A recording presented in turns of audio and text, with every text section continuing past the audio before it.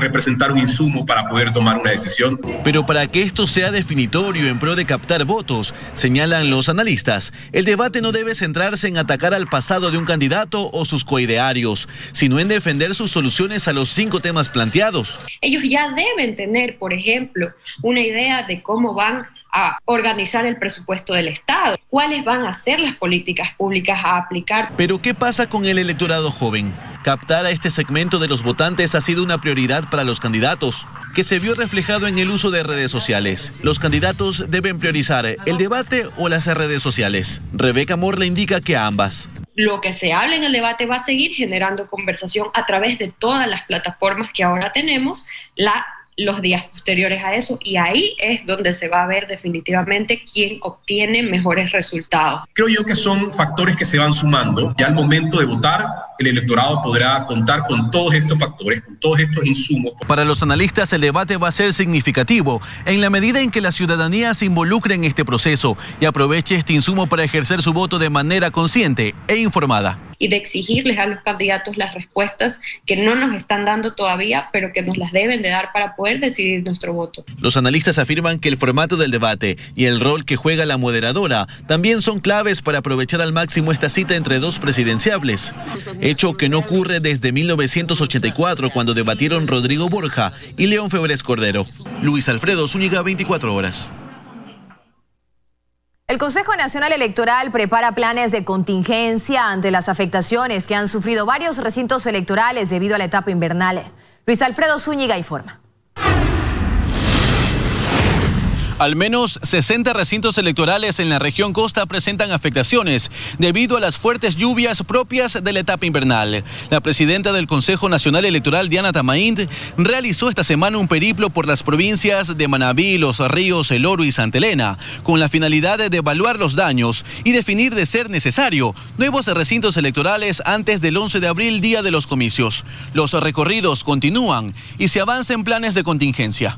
Por ejemplo, usar carpas del ejército en un momento dado si es que no se encuentran colegios. En torno a los miembros de las juntas receptoras del voto en primera vuelta, el 95% de estas personas sí realizaron la capacitación. En este marco no deberán volver a capacitarse, pero se prevé entregar un material adicional que sirva como sustento en las mesas. Sin embargo, también durante la primera vuelta, tan solo en Pichincha, de los más de 47.000 miembros de juntas receptoras del voto, hubo un 28% de ausentismo, por lo que las autoridades piden colaboración. Por no formar parte de la mesa, la multa asciende al 15% de un salario básico unificado, es decir, $60. Para los estudiantes que conforman las juntas receptoras del voto, les serán reconocidas estas horas como parte de vinculación con la comunidad, mientras que para trabajadores del sector público y privado se recompensará con un día adicional de vacaciones.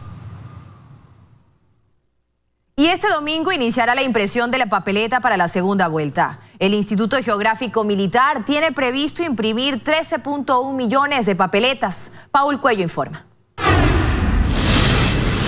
Así es, una vez que el Consejo Nacional Electoral hiciera público el formato de papeleta para elegir al presidente y vicepresidente en la segunda vuelta, este sábado debe iniciar el proceso de impresión aquí en el Instituto Geográfico Militar.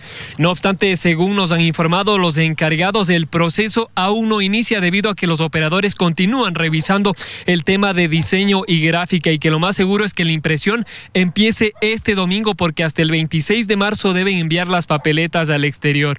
Lógicamente, por tratarse solo de dos dignidades, este proceso es mucho más rápido que la primera vuelta, en donde se eligieron asambleístas y parlamentarios andinos. Esta vez, el Instituto Geográfico Militar tiene previsto imprimir 13.1 millones de papeletas.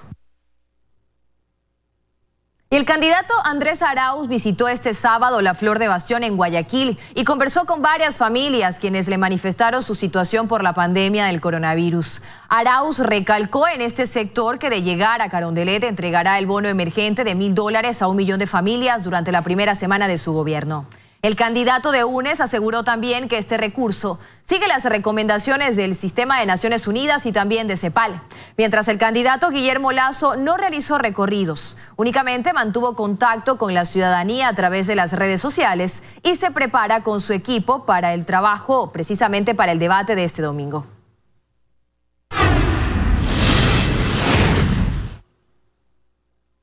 El secretario de la Presidencia, Jorge Watted, publicó en sus redes sociales la lista de los ministros que han accedido a la vacuna contra el COVID-19.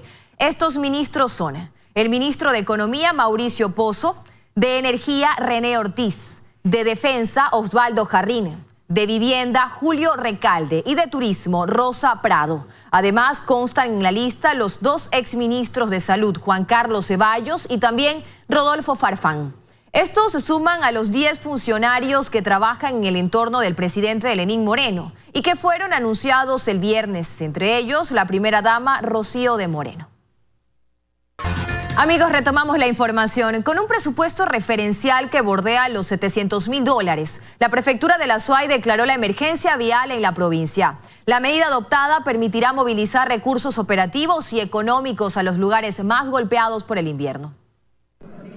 Este viernes, con la presencia de varios alcaldes, la prefecta de La Suay, Cecilia Méndez, declaró la emergencia en la provincia por el crudo invierno. Hemos generado 3 niveles de atención, uno aceptable, tolerable y de emergencia fundamental. Con la emergencia, la prefectura podrá movilizar recursos operativos y económicos, sobre todo a los sectores más afectados por el invierno. Tenemos un fondo de $700.000, pues que es un fondo pequeño, ciertamente. La parroquia Molleturo y los cantones Santa Isabel y Nabón son los más golpeados por las lluvias.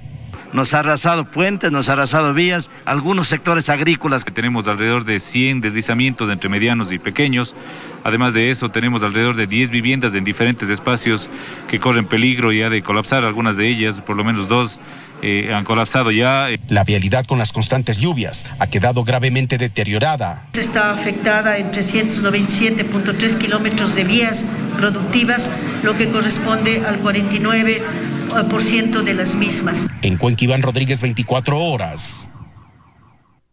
Otros temas. Ecuador comenzó a vacunar con AstraZeneca. Las dudas que existían en torno a estas dosis, según la OMS y también expertos, han quedado descartadas, pues los beneficios son superiores a los riesgos. Mientras tanto, los contagios en el país se multiplican, especialmente desde el 10 de marzo.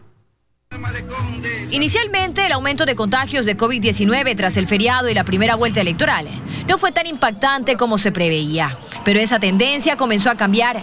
Desde el 10 de marzo, los contagios a nivel nacional aumentaron y en Guayaquil de forma considerable, con UCIs llenas. Más o menos del día 10, 11 para acá, sigue habiendo un aumento sostenido y progresivo, incluso cuando uno compara los números de fallecimientos, que veníamos con un promedio de 10, 11, ahora estamos con un promedio de 13,5, 14.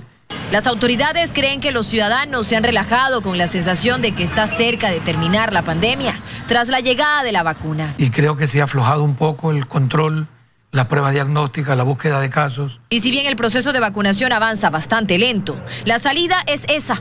Ecuador ya comenzó a vacunar con AstraZeneca. 84,000 dosis de la vacuna ingresaron al país el 17 de marzo, como parte de la iniciativa COVAX. Con ellas, ingresaron también las críticas y dudas por el rechazo que hace varias semanas atrás tuvo esta vacuna por parte de países de Europa. Cuando se presenta algún evento adverso que podría relacionarse con la vacuna, es normal que se suspendan temporalmente los procesos de vacunación hasta analizar y entender mejor la situación, y si es que se descarta que estos eventos adversos estén relacionados con la vacuna, se reinician las actividades de vacunación, y es lo que está pasando en este momento en Europa. Donde incluso la Agencia Europea del Medicamento ha dicho que la vacuna es segura. Se ha llegado a la conclusión que no hay elementos que puedan vincularle. Se reportaron 35 eventos trombóticos en cerca de 10 millones de dosis aplicadas. Es la trombosis y otros casos relacionados con coágulos de sangre los que se han asociado al supuesto uso de la vacuna. Pero ya los 16 países de Europa que suspendieron su aplicación han retomado su uso. 1 de cada 1,000 personas a nivel mundial podría tener un evento trombótico, y en este caso el número de trombosis relacionadas con la vacunación sigue siendo mucho menor que el número de trombosis en la población general. Por lo tanto, por el momento no hay evidencia suficiente de que puedan estar relacionados. La comunidad científica y los análisis corroboran aquello. Dayana Monroy, 24 horas. Adultos mayores acuden a infocentros para inscribirse en el plan de vacunación. Además, quienes trabajan en estos centros han desarrollado un acompañamiento por medio de redes sociales para quienes no quieren salir de casa o prefieren permanecer en sus hogares. Aunque al principio la página de inscripción presentó problemas, desde el día miércoles funciona sin inconvenientes y las personas de la tercera edad que no tienen acceso a internet han acudido a infocentros para completar el proceso. Muchos adultos mayores no cuentan con un correo electrónico, entonces se les está ayudando con el correo del infocentro. Debido a que es un grupo vulnerable, quienes trabajan en esta entidad han desarrollado otro método para quienes temen salir de casa. Porque ellos muchas veces no se pueden movilizar, ya sea por sus enfermedades, por algún tipo de esas cosas, también por el COVID, como que les da un poquito de miedo acercarse acá. La familia, los hijos, los familiares se han comunicado conmigo por WhatsApp para yo ayudarles con el registro. Lo único que deben hacer es enviar la foto de su cédula y tener una llamada por 5 minutos para completar la información.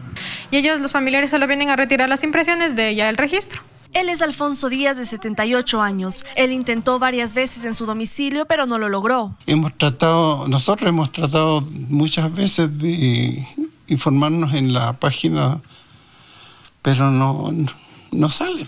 Ya estamos tranquilos porque ya nos inscribimos. En Ecuador hay 491 infocentros y los adultos mayores que quieran inscribirse y no tengan los recursos pueden acudir para recibir el acompañamiento necesario. En Quito, Natalie Jiménez, 24 horas. Solo 4 de los 25 procesos penales en contra de alcaldes y prefectos del país han avanzado a la etapa de instrucción fiscal. El resto sigue en indagación previa, es decir, son reservados y no presentan mayores novedades. Se trata de investigaciones por delitos de corrupción durante la pandemia. En manos de la fuerza de tarea que el año pasado creó la Fiscalía General del Estado ante la proliferación de investigaciones por delitos de la administración pública cometidos durante la emergencia sanitaria, hay 25 procesos sobre supuesta corrupción en gobiernos autónomos descentralizados municipales y provinciales, es decir, en alcaldías y prefecturas del país. En solo 4 se ha avanzado algo, pues en 3 transcurre la etapa de instrucción fiscal y en 1 acaba de terminar. Es el caso por peculado que involucra al alcalde de Quito, Jorge Yunda. Tiene mucho que ver también la conmoción pública en que un caso avance más que otro. Los que deben impulsar estos procesos de corrupción son las mismas autoridades, ellos no lo hacen. Entonces la Fiscalía la que tiene este trabajo y a veces no tiene el personal suficiente. Es en la etapa de instrucción fiscal cuando se presentan los indicios que sustentan una acusación formal. Caso contrario, hay que abstenerse de señalar a un procesado. Luego los indicios son presentados ante el juez que lleva la causa, que es quien tiene la potestad de aceptar la acusación del fiscal y llamar a juicio a los procesados. Hasta esa instancia no ha llegado ninguno de los 25 casos, pues los otros 21 continúan en etapa de indagación previa y por tanto tienen carácter de reservados. Como se llama investigación previa, el fiscal toma versiones,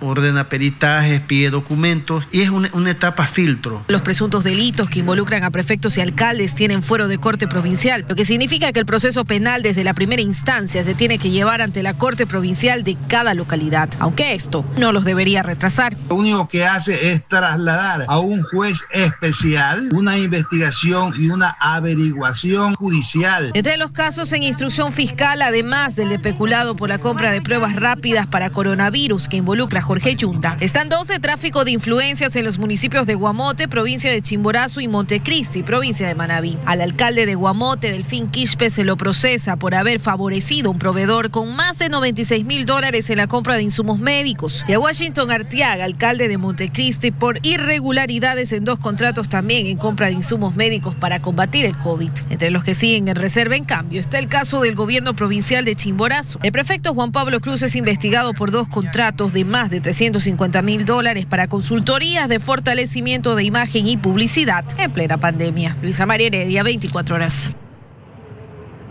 Una pena de máximo 8 años de privación de libertad en un centro para adolescentes infractores es la que podría recibir como sentencia alias Ñorqui, uno de los implicados en el asesinato de Efraín Ruales. En Ecuador, la ley establece un tratamiento especial para los menores de edad. Jaime Ariel Uquillas Cruz, alias Ñurqui, uno de los sospechosos del crimen del presentador de televisión Efraín Ruales, volvió a hacer noticia esta semana tras conocerse que es menor de edad. Por eso su abogado interpuso una acción de habeas corpus para que sea investigado y luego juzgado por un fiscal y un juez de adolescentes infractores. Lo que hace es que no se le van a aplicar las penas que están en el COIP, sino que se les aplica lo que en materia de adolescentes se llaman medidas socioeducativas. Por ejemplo, un internamiento domiciliario solamente de fin de semana en los centros. En base a lo que establece el Código de la Democracia, aunque alias Ñurqui sea miembro de una banda criminal, haya sido quien consiguió el arma con la que asesinaron a Ruales, haya estado a bordo del vehículo en el momento en el que le dispararon y haya participado en otros 2 asesinatos, tendrá una pena de pocos años. Que la pena no puede pasar de 4 a 8 años. Que es ese tratamiento especial el que precisamente ha hecho que las organizaciones delictivas busquen menores de edad para reclutarlos y entrenarlos. Siempre les tratan de convencer de que ellos no van a ser sancionados, de que a ellos no les va a pasar absolutamente nada. Un adolescente de 15 años recientemente fue acusado de asesinar a un hombre durante un asalto en Florida y será procesado como un adulto para evitar que cumpla una corta condena, pues el actual sistema estadounidense obligaría a ponerlo en libertad al cumplir los 18 años de edad. Pero aunque parezca un buen ejemplo, en Ecuador no se podría aplicar algo similar. Si la persona sospechosa es un adolescente, inmediatamente va a ser juzgado de acuerdo con las normas que establece el Código Orgánico de la Niñez y Adolescencia. Hace falta una reforma legal que en la Asamblea Nacional se debe tratar. Para que en cierto tipo de delitos execrables y alarmantes a la sociedad tengan otro tipo de pena. Luisa María Heredia, 24 horas. En pleno 2021 aún existen personas sin identidad en Ecuador y no es un número menor. Niños, jóvenes, incluso adultos mayores nunca han sido inscritos ni tienen documentos, complicando su acceso a educación o salud. La pandemia ha agravado este problema social.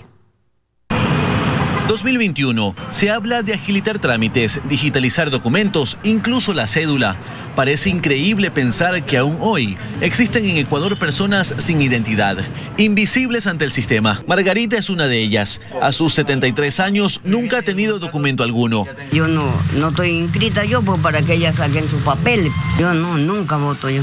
Se trata del subregistro, una brecha entre los nacidos vivos y los inscritos. Es por factores culturales, puede ser por ausencia o abandono del padre, por factores económicos, factores geográficos. Al no tener documentación se dificulta su acceso al sistema financiero, trabajo o educación. Otro ejemplo es el hijo de Liz, quien nunca estudió y se dedica a la pesca desde su adolescencia. No lo quiso inscribir mi esposo porque quería regalarlo pequeñito. Según un estudio del Banco Mundial en 2017, en Ecuador existirían 416.000 personas sin identidad. Y en lo que va de este año, las inscripciones de nacimiento continúan en descenso. En 2019 y 2020, durante el mes de enero, se registraron un promedio de 26.000 inscripciones, mientras que en enero de 2021 esa cifra bajó a 19.600. Esto puede ser por la pandemia. Al igual que Margarita, sus 8 nietas tampoco han sido registradas.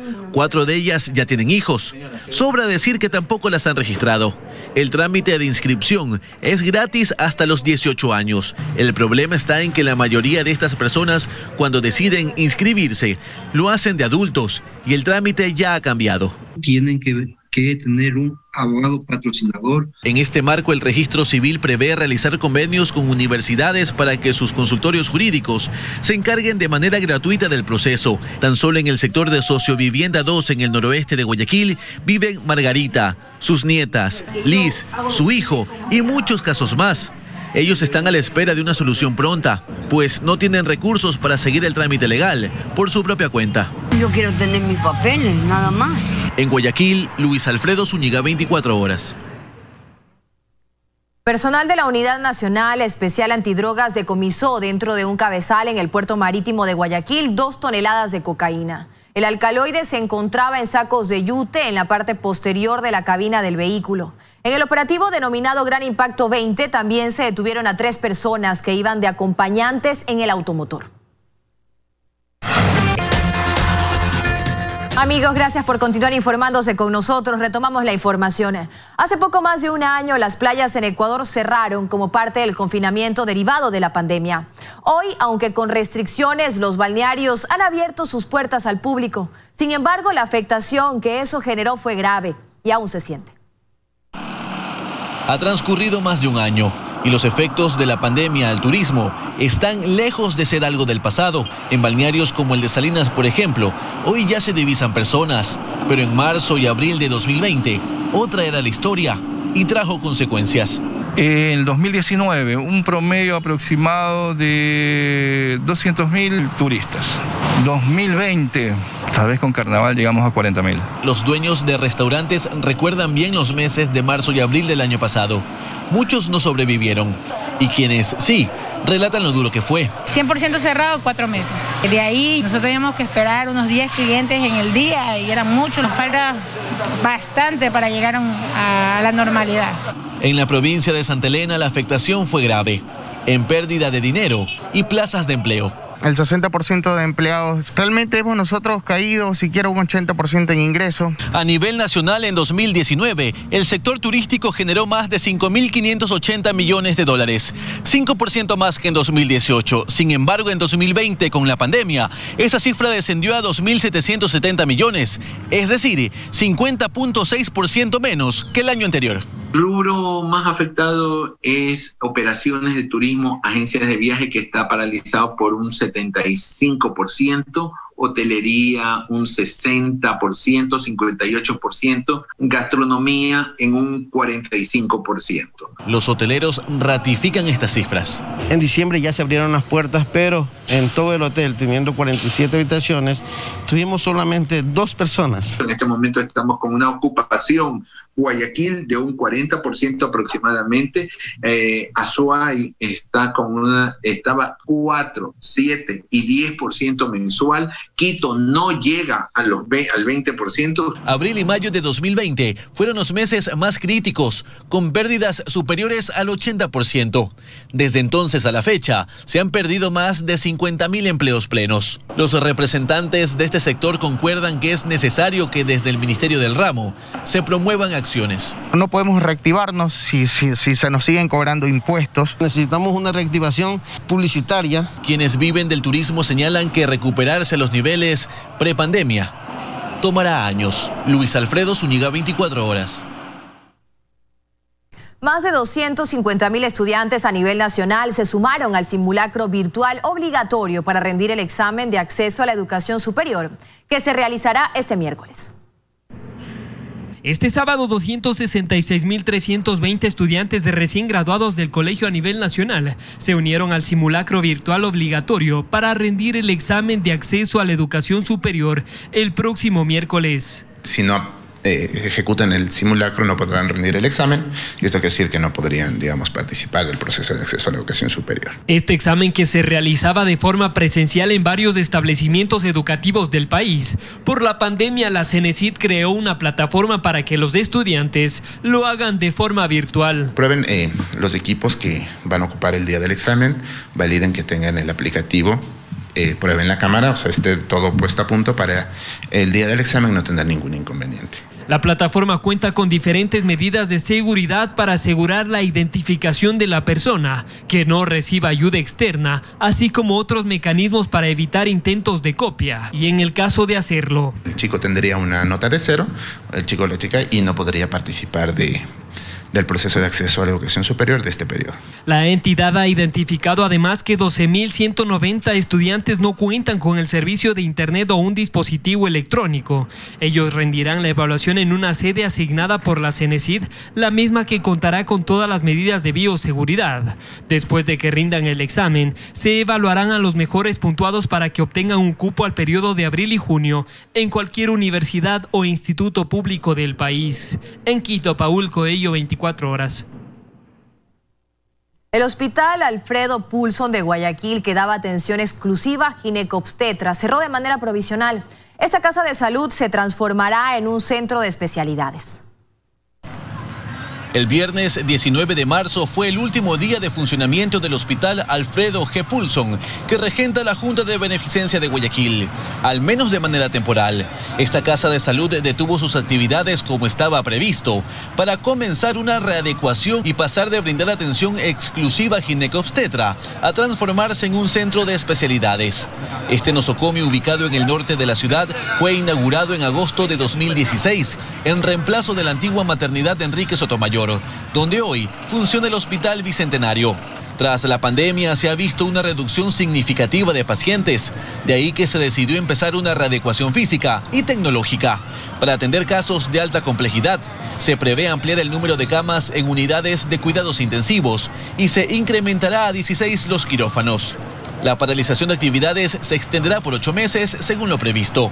Durante este tiempo, los servicios ginecobstetras continuarán desde el lunes 22 de marzo en el Hospital Luis Bernaza. Allí se han adecuado 6 consultorios. En noviembre de este año se culminarían las remodelaciones en el Alfredo G. Poulson y se retomarían las actividades. Mientras, ciertas áreas podrían ser utilizadas para el plan de vacunación contra el COVID-19. En Guayaquil, Luis Alfredo Zúñiga, 24 horas. Los integrantes de la nueva Asamblea Nacional tendrán como principal reto levantar la imagen de un organismo desprestigiado por casos de corrupción. Entre ellos, el llamado reparto de hospitales, la obtención irregular de carnet de discapacidad y el cobro de diezmos. El próximo 14 de mayo, 10 días antes del cambio de mando presidencial, los nuevos integrantes de la Asamblea Nacional deberán posesionarse en sus cargos. En sus manos el reto de levantar la imagen de la Asamblea, porque la aprobación del saliente legislativo alcanza máximo un 2% según varias encuestas. Y no es para menos. Cobro de diezmos, acusaciones por pactos para el control de hospitales a cambio de votos y la obtención irregular de carnets de discapacidad. No han sido pocos los escándalos que han salpicado a la Asamblea Nacional en estos 4 años. Con una muy baja credibilidad y confianza ciudadana. De hecho, fue incluso calificada desafortunadamente como la Asamblea del reparto y de los diezmos. Pero no solo hubo escándalos o más de una treintena de investigaciones abiertas por corrupción, sino también sentencias. Norma Vallejo y Daniel Mendoza entraron como legisladores y terminaron tras las rejas, relacionada con el contrato para la construcción del hospital de Pedernales, el mismo por el que el también asambleísta Eliseo Azuero es buscado por la policía a la fecha. Hicieron en muy mal predicamento a un órgano que de por sí, al ser colectivo, arrastra a todos sus miembros. Pero no todo es negativo, coinciden ambos, pues destacan el número de proyectos presentados y los juicios políticos, que no fueron pocos, aunque admiten que en el primer caso hubo proyectos que quedaron en nada y en el otro procesos de fiscalización a destiempo o que no terminaron en censura. Estos destiempos y estas complicidades arrastraron evidentemente la capacidad fiscalizadora y la imagen de la Asamblea Nacional. El 70% de ellos no supera los 10 artículos, así como también el 71% de estos proyectos de ley son reformas a leyes vigentes. El Observatorio Legislativo también señala el porcentaje de asistencia de los legisladores, los más ausentes. Carla Cadena, María José Carrión, Fabricio Villamar y Wendy Vera. Y ya conociendo esto, ¿cuáles serán los desafíos del nuevo Parlamento? Es el llamado a ser el primer poder del Estado de cara a garantizar leyes que garanticen derechos, así como la provisión de bienes y servicios públicos con eficiencia y transparencia, así como también fiscalizar las acciones del Ejecutivo. Lo veremos a partir del próximo 14 de mayo. En Guayaquil, Carlos Zacoto, 24 horas. El precio del barril de petróleo WTI de referencia para Ecuador superó ya la barrera de los $60, una recuperación que se mantiene a medida de que los países productores reducen su oferta. Sin embargo, expertos señalan que este incremento podría obstaculizar una recuperación económica. 2020 fue el año en el que el mundo se paralizó a causa de la pandemia del coronavirus y tras la drástica reducción de las actividades, la demanda de recursos también disminuyó. Uno de ellos, el petróleo. Durante los meses más duros del confinamiento, el precio del petróleo WTI de referencia para Ecuador llegó incluso a los menos $37, algo sin precedentes. La situación llegó a tal punto que los productores de petróleo pagaban a los compradores para que se llevaran el producto. Pero a medida que el mundo se va recuperando de la pandemia, lo hace también el precio del petróleo. La última semana, aunque con bajas, el crudo se mantiene sobre los $64. Dos factores. Primero, los procesos de vacunación están avanzando en los distintos países y eso hace que las economías vayan empezando a moverse más. Segundo, los recortes de la OPEP están dando sus efectos pues generando los efectos en recuperar el precio del petróleo. Y aunque esto puede sonar alentador para las economías que dependen de este ingreso como la nuestra, no es del todo beneficioso cuando la situación es tan frágil. Y si a eso le sumamos el subsidio a los combustibles que el gobierno aún no ha podido eliminar completamente, la operación resulta en contra. En este sentido, a medida que vaya el precio incrementándose, esto desemboca que el gobierno tenga que gastar más en los subsidios. Y no hay que olvidar que un incremento en el precio de los combustibles afecta a todas las partes de la cadena productiva.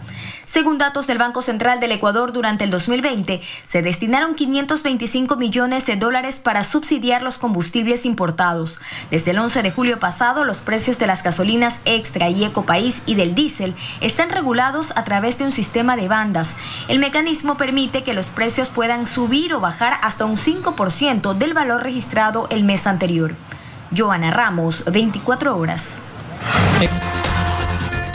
Seguimos informando, amigos. La función judicial sesionó este viernes en Cuenca como homenaje al aniversario 199 de la fundación de la Corte de Justicia de la SUAY. A los actos protocolarios asistieron la presidenta del Consejo de la Judicatura, María del Carmen Maldonado, también el presidente de la Corte Nacional de Justicia, Iván Saquicela, y más autoridades vinculadas a la función judicial. Estas autoridades dieron a conocer las actividades jurisdiccionales para Cuenca, para el fortalecimiento del sistema de justicia. De igual forma, instalaron una mesa de diálogo. Creemos en una función judicial como un poder importante del Estado. Sin la función judicial no hay tutela de derechos, no hay el Estado de Derecho mismo ni la democracia. Estamos trabajando coordinadamente con los distintos órganos de la función judicial. Aquí precisamente la presencia del Consejo de la Judicatura, que es el órgano de administración y de gobierno, y del Pleno de la Corte Nacional de Justicia, que es el máximo órgano de justicia del Ecuador y que somos los encargados de administrar justicia.